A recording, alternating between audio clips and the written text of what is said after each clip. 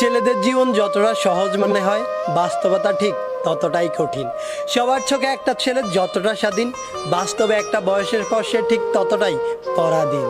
একটা ছেলেকে কখনোই দায়িত্ব শেখাতে হয় না, তার উপর ছেলেটা যদি হয় মধ্যবিত্ত, তাহলে তো শেখানোর আর কোনো কথাই আসে না। বাবার পরে যখন সংসারের হালটা ধরতে হয়, তখনই দায়িত্ব নামক শব্দটা আপনা আপনি তার মাথার মধ্যে ঢুকে যায়, আর তখনই সবচাইতে চঞ্চল ছেলেটাও একেবারে শান্ত হয়ে যায়। যেই ছেলেটাকে মা বাবার কাছে আবদার করত, সেই ছেলেটাই আজ সবার আবদার পূরণ করতে শিরোধার্য।